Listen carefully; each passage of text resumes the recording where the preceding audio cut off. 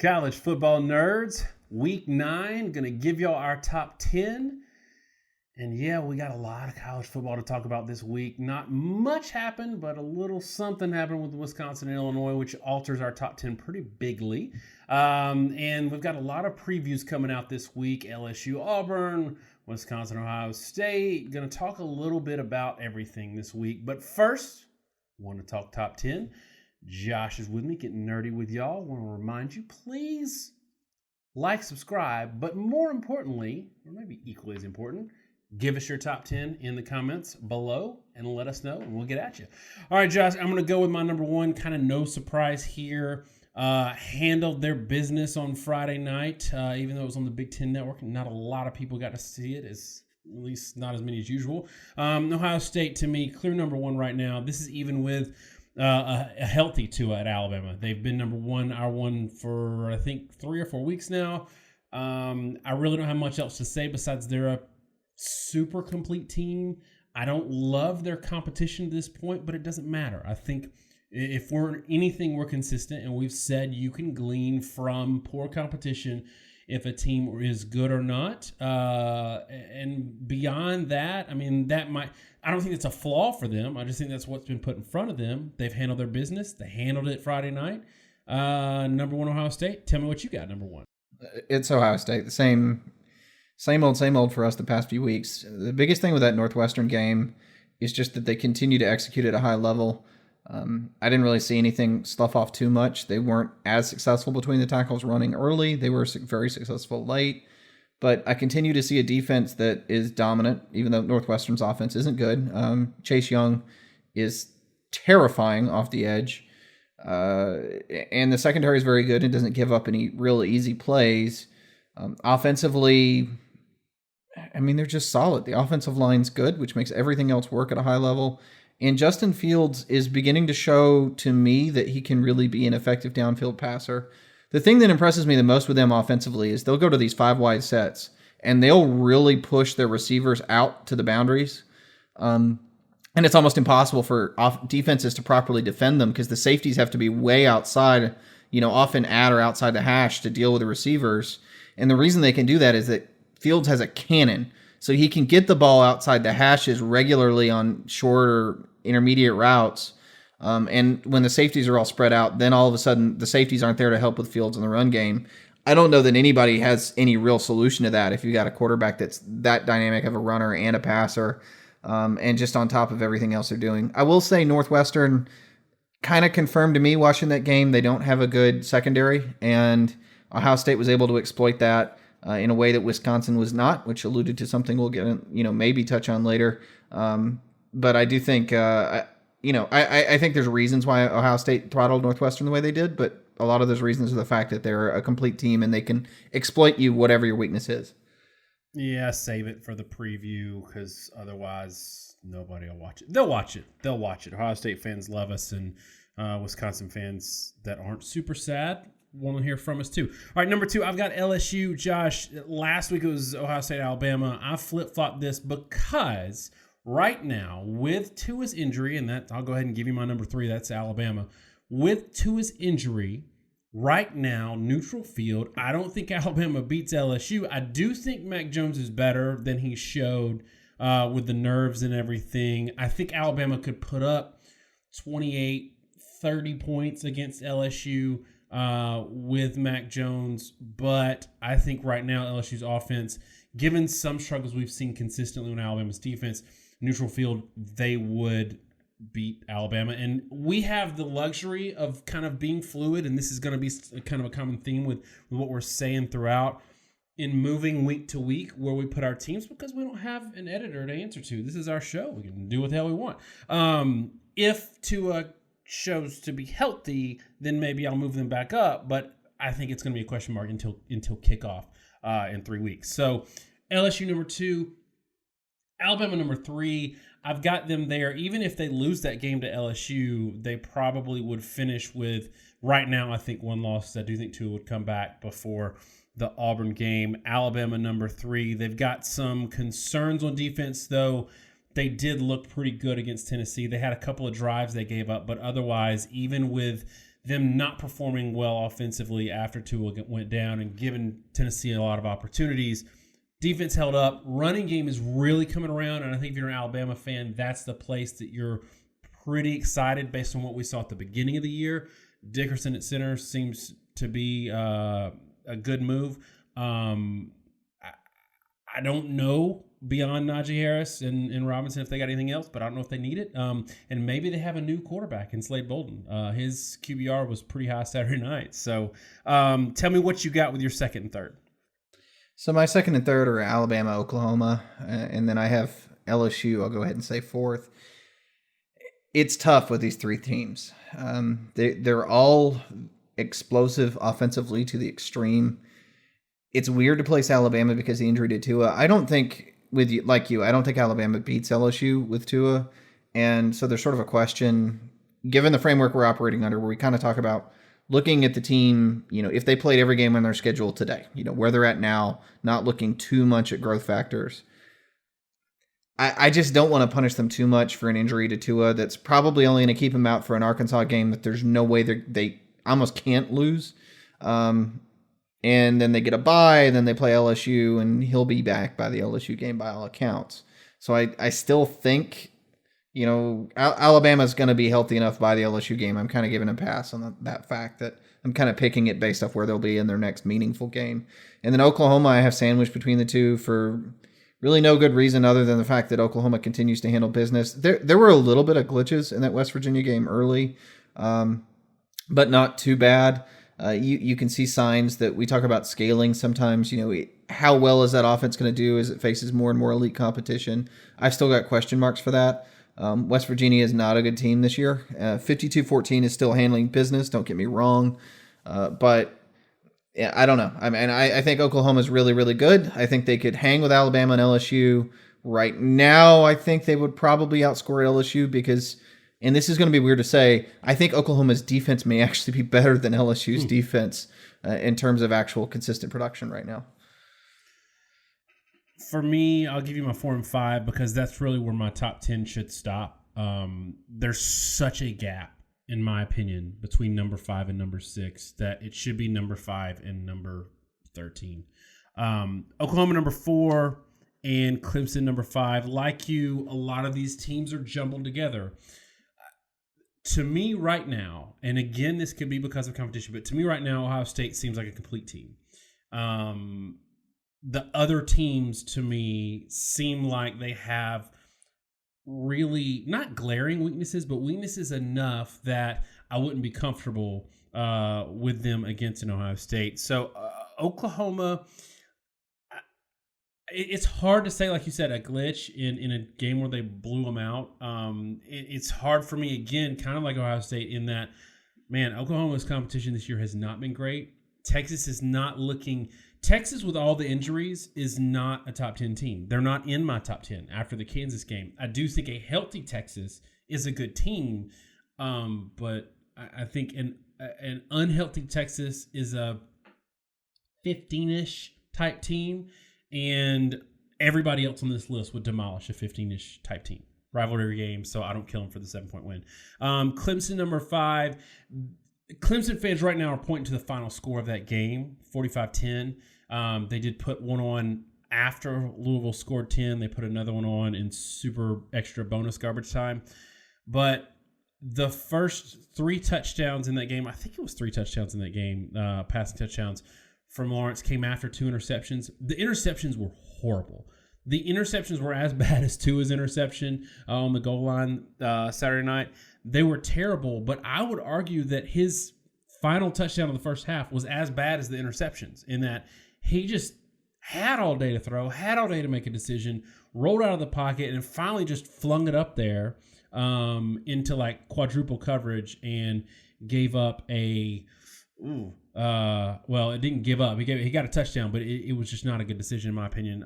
Kind of got bailed out there. We talked about their wide receivers kind of bailing him out a little bit. That's my 4 and 5. Give me your 5, and then we'll get back on track with kind of match it up. Right, yeah. Clemson's my 5 too, and I know a lot of Clemson fans are kind of frustrated with us having them at 5 because they won the title last year. Look, One, any of the top 5 teams can beat any of the other top 5 teams, I think. I mean, Ohio State is the one that might actually be on a little bit of a different tier because they're healthier and more complete than everybody else right now, I think. But to your point, quickly going over the Clemson game in terms of just why they're at the back of the pack of the real playoff contenders, with Alabama and LSU probably the two that's going to knock one of the other off. 2 of the first 3 drives from Louisville were interception, fumble. Okay, so they get the ball 3 times, and in the interceding point, they throw 2 picks. They don't actually get to 24 points until the 10th drive of the game. So it's a little, again, deceptive because they run tempo. Louisville runs a fair amount of tempo. We talk about this a lot. 10 drives in, that was 24-3. And 1 touchdown, like you said, was on a cross your body, true Hail Mary into, quintuple coverage, which I will say it's at the end of the half, so maybe it's something of a punt and get points. Though that also, they were in field goal range or close to it. That wasn't quite as dominant in a per possession sense. And we are so nitpicky at this point that given how effective and efficient the 4 offenses are ahead of them right now, if you take 10 possessions to score 24 points on LSU, Oklahoma, Alabama, or Ohio State, I just don't know that you win. So that's why I have Clemson where they are, even though they're probably the best defense, arguably, with Ohio State in that group. And just to compare, Alabama played a bad Tennessee team and went touchdown, goal line interception, touchdown. So they had 23 in 4 possessions, and one of those was a goal line interception. So they had 23 in 4 possessions, and Clemson had 24 and 10. So that matters. And again, like you said, that we're not killing Clemson or looking for reasons to exclude them. We would be equally as tough on a team, any of these other teams that did that. You have to be that nitpicky when you're trying to separate these teams. So I have Clemson at 5. Then I have a huge gap, massive gap. There's 2 big gaps here. I'll let you talk about the second one. For me, the first one is from 5 to 6. I have Penn State at number 6, and I have it begrudgingly. We said this game against Michigan was going to be ugly. We said we weren't super high on Penn State. Penn State fans said we were idiots, called us every name in the book, said we don't watch the games. We need to stop just looking at box scores. They're going to kill Michigan. It's hard to win at Iowa at night. That was the difference between their game and Michigan's game in Iowa. That game should have gone to overtime. Sorry. Those 2 teams are very equal in my opinion, but Penn State is also undefeated. I hate doing this. I hate putting them here at number 6 because I don't think they're the 6th best team in the country, but I also have to look at the fact that they've won the games, and my number 7, Notre Dame, lost, granted on the road to Georgia, but Georgia is proving that they don't have an offense. So, Penn State beat a team that Georgia, that's maybe equivalent to what Georgia lost to. So that's my 6 and 7. Penn State, Notre Dame. Give me yours. So my 6 and 7 are Florida and Penn State. So right now, to me, Florida's only blemish is a loss to LSU. We talk about this a lot. We don't like really punishing you for losing to a team that we think is clearly ranked ahead of you. That, to me, just says that Florida, in what was a fairly close game, was pretty close to LSU. And even though Penn State's undefeated and Florida's not, it basically comes down to the fact that I don't think Penn State would beat LSU. I just don't think Penn State would beat LSU. I think they'd have a similar or worse record, probably the same record as Florida, given the same schedule. As you said, we did a preview of the Penn State game. We weren't trying to be overly critical. We weren't trying to be, we're not being haters. We called it like we saw it. What we called was about a 9. We actually had Penn State covering, and they didn't, which is kind of funny to me. That game was a 7 to 10 point game with Michigan, whereas I just don't think Florida would be. I think Florida, for all their struggles, would beat a Michigan by a couple scores. And stepping back to the Clemson game, I think you've got that whole scenario we were talking about with possessions. I think Florida doesn't get quite enough credit because they play shorter games and they don't score as many points because they don't get as many possessions. Clemson against FSU. This was a comparison we did on Twitter last week, just trying to get people to wrap their head around how much possessions matter. Clemson had 9 possessions in the first half against Florida State, and they scored 28 points.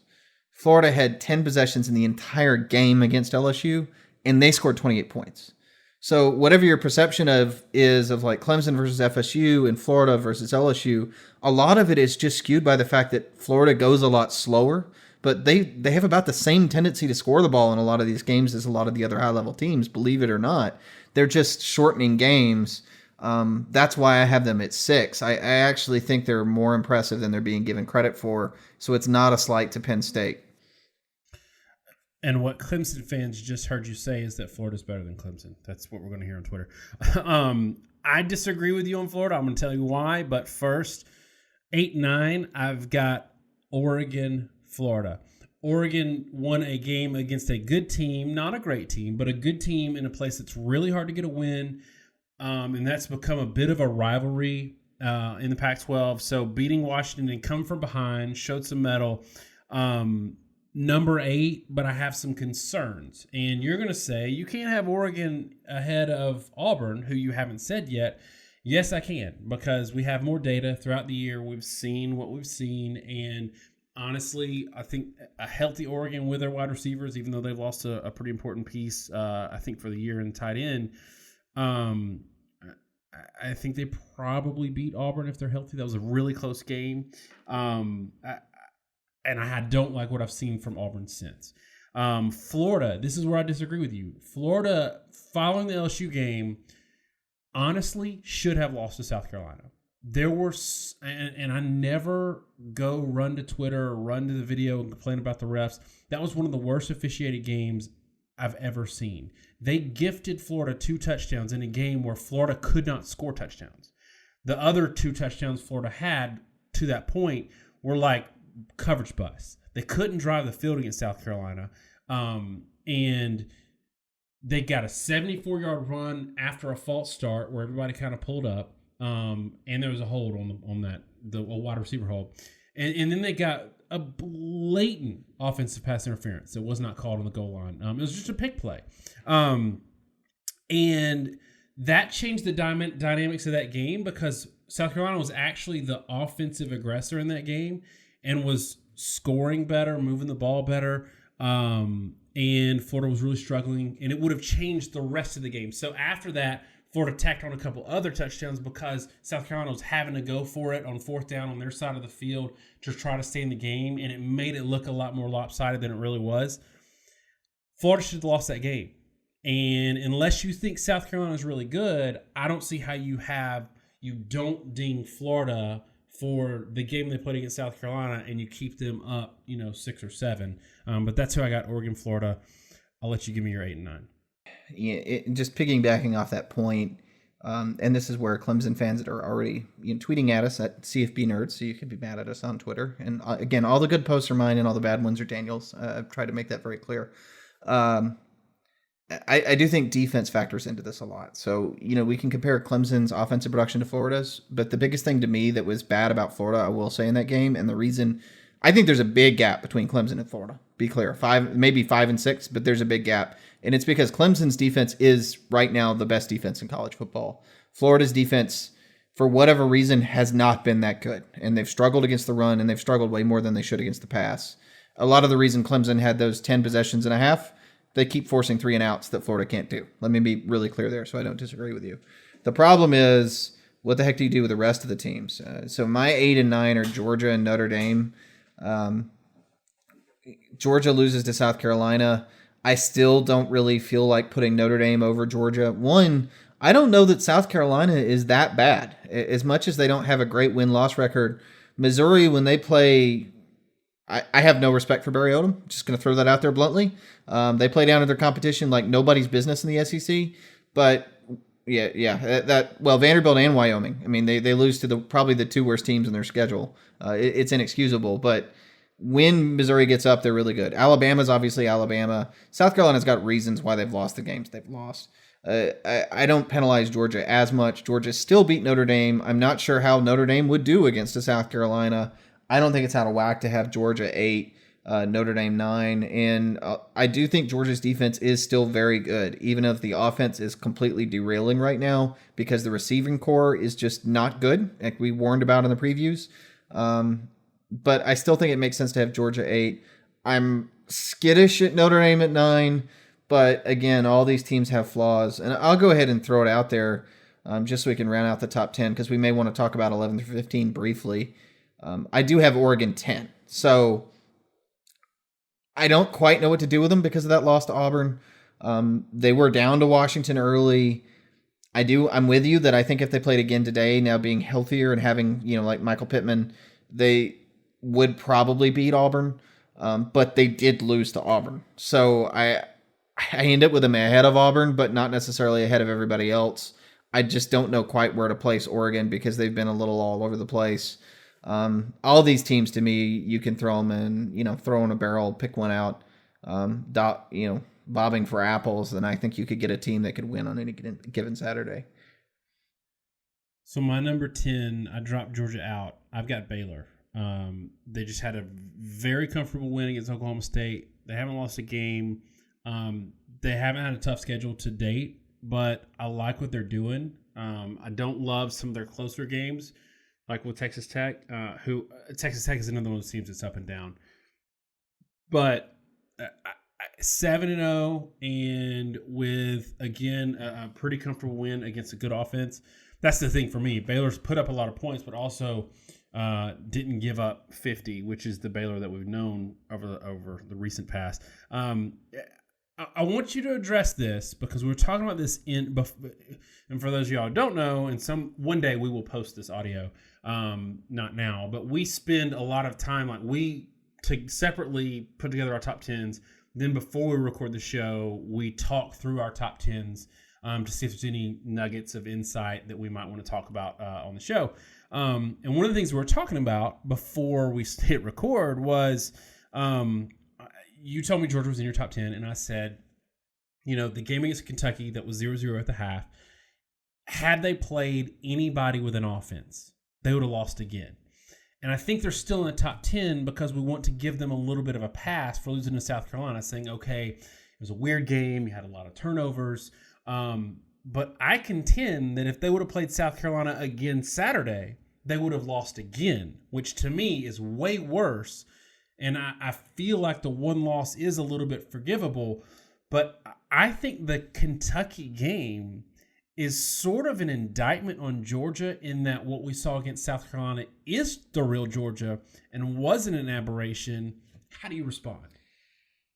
The biggest thing I'd point to is the weather. That Georgia-Kentucky game. Oh, the weather. Are you an Ohio State fan now? Sorry, I had to. Y'all always talk about how Southern teams don't play on Tuesday in the snow up north when y'all are acclimated to it, and they're not, and that's why none of their wins on neutral sites count. But anyway, continue. Yeah, it's apparently Southerners are the only ones used to air conditioning, right?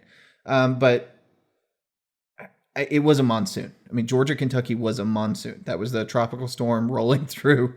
Not just, bad weather, but it was a torrential downpour with ridiculous winds. Neither team was comfortable throwing the football. And I say this a lot. Sometimes you get a quarterback that's a gunslinger and taking risks when you're playing in defense where the DBs aren't going to, turn around and look for the ball.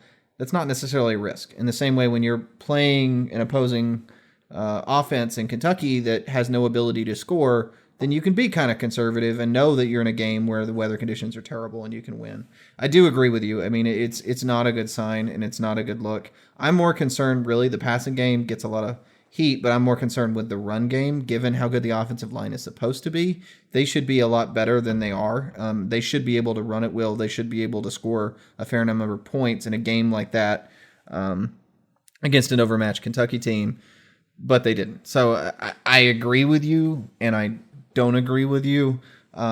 They're still getting another pass from me, and you can poo-poo the weather, but dadgummit, it's cold and it's wet, and I will say it did look like they didn't want to be hit. So, I mean, somebody's going to get mad at me for saying that, but I didn't really feel like they wanted to be playing in those conditions.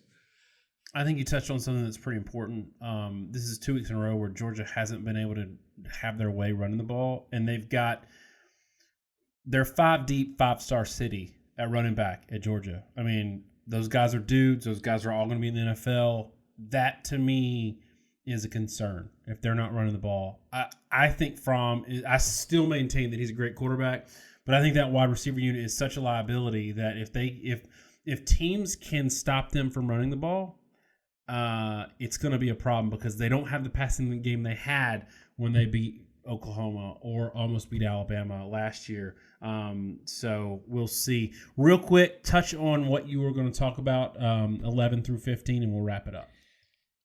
So, as you said, we have long discussions before these to try to get a feel for each other, make sure we're not crazy, and just push each other on wherever we're at with a top 10. It was pretty clear that we had a top 5, and then we had the rest. And there's a big gap between 5 and 6. It used to be that we felt like there was a big gap somewhere around 8 to 12. I would say that number's pushed out to 15. And I know we're both on the same page with that. My next 5 would be Texas, Baylor, Auburn, Utah, and Wisconsin. Not necessarily in that order, but those would be the next 5 teams. I think any of those 5 teams could beat 6 through 10. And with Auburn's case, has beaten one of 6 through 10.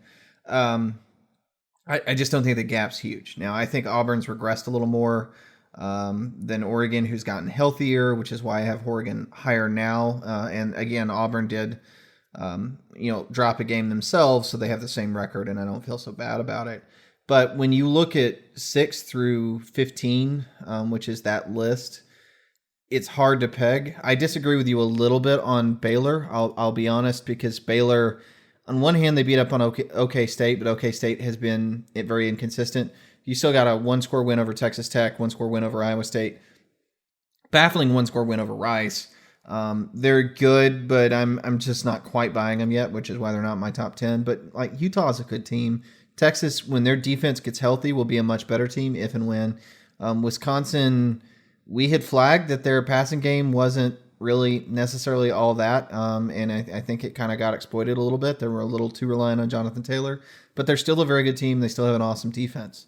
I think what's maybe more notable, though, in that list, and I think you'll agree with me, and this is a good thing to end on, once you get past 15, it's really hard to make an argument for somebody we currently leaving out that ought to be in that list. I mean, I know SMU's having a good season. I know Minnesota's having a good season. Neither one of those teams have played anybody worth noting. I mean, beating up on Rutgers, Nebraska, Illinois, Purdue, that's not going to get me anywhere in Minnesota. There's a lot of teams that could win those games. I'm sorry. It's just the way it is. Cincinnati, Michigan, Iowa, those are okay teams. They're not. If you play Florida versus Florida versus an Iowa or Florida versus a Minnesota, I don't really think it's even a 1-score game. And I don't really see anybody else, maybe Washington and Texas A&M, that have the potential to be higher and haven't played to it. But nobody else is really at a quality level of those number 6 through number 15. It's 5, a gap, and then 6 through 15, and then a gap, in my view, in very much in clumps. All right, y'all, that's our top 10 for week 9. Remember, in the comments, your only homework, give us your top 10, back it up with data, and feel free to tell us how we're wrong, how we're crazy, who we left out, who we mixed up.